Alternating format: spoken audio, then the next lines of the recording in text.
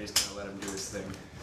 Well, I think there's no way to get around the nerves when you're going to play your first game, and it's exciting. You want him to have that enthusiasm and that excitement that carries it with you, but you don't want him to tighten up. You got to keep in temper from our side of it, where he's at, and just want him to go out and play, understand the game, our systems, and play, and let his instincts carry over, because it's going to be a big difference for him. It's going to be hard for him to know that difference until he gets into the game. You give him a lot of advice going into the game?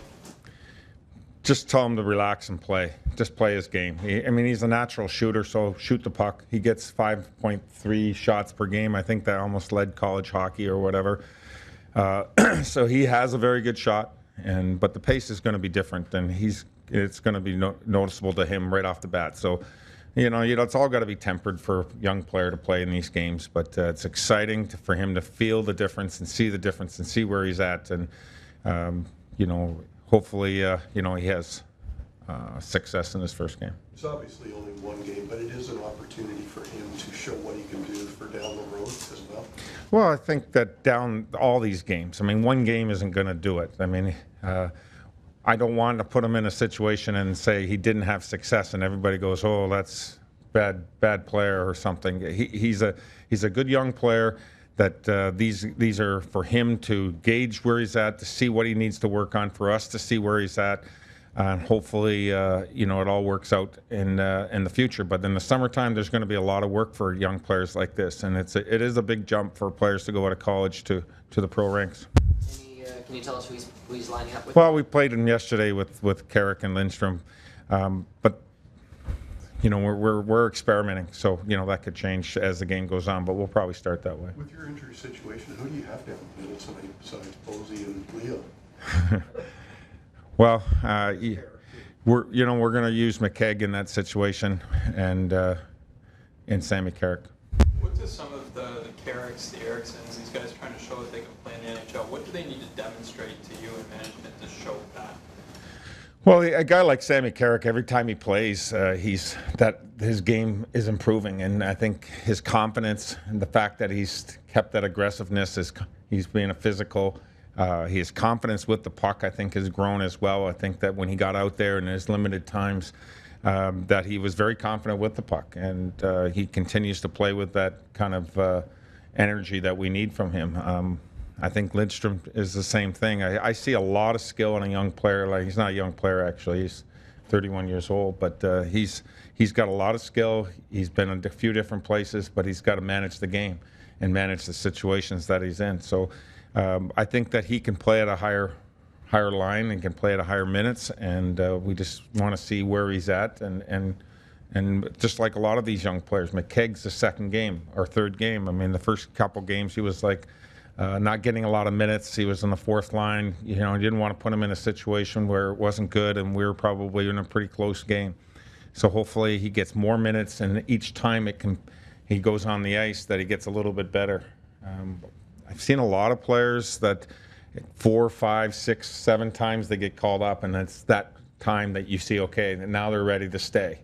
And that's okay. That's a normal progression for a young player to go up and down and get those opportunities.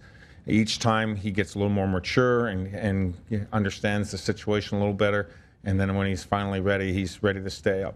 What are some of those indicators that Well, there's a maturity level in understanding the game. It's not just individual. The maturity of games where he's managing the game, playing the systems, not turning pucks over, finishing his checks, not turning away, playing the game the way we want him to play it. So he's a competitive player that can produce, and that production may be points, or it may be just being able to compete against the team or the line that he's playing against. Peter, based on what you've seen and maybe the scouting you've done, how much of a threat still is Jaromir Jagr at his age? Oh, I tell you that last year I thought was surprised me a lot, and I can continue to do it this year.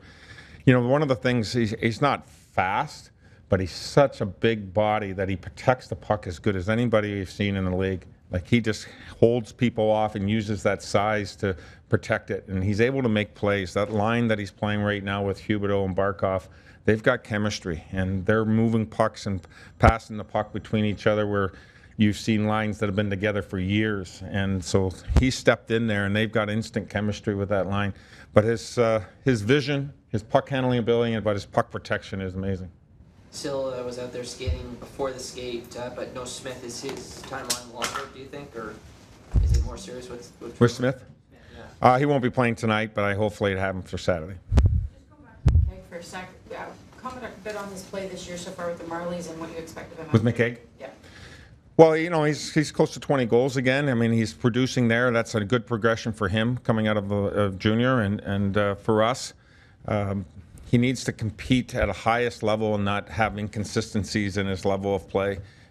When you step into the NHL, that pace is there, and you can't have those up and down games. That consistency is one of those maturity things that young players go through. So we're hopefully going to see him play bigger minutes tonight, and that compete level is going to be there because you can't just play at this level. It's not the NHL is not really made for development. It's made for winning, and that winning means you have to be at your best. And we need to see that consistency out of him now. And he can shoot the puck. He's got good offensive skills. He just needs to have that consistency. Have you decided who he'll play with tonight? Well, I'll probably start with Lupo and Booth. So he's stepping right into a line that's going to have some minutes. He's seen a lot of players on the other side. A guy like Horachek, he played junior against him for a while here, and he's seen some of the players that have been out there. Ekblad, I mean, I'm sure he's played, you know, on the OHL against those players. So there's not unfamiliarity with him, but he has to be able to compete at a high level. And that's one of the things that Ekblad was able to do in the first-round pick was have that consistency early in the year. I mean, that's why he's one of the rookies of the year candidates, because he played at a high level and can continue to do that on a consistent basis. Peter? Collectively, do you like what you're seeing from the younger players on your team? I think there's development and growth.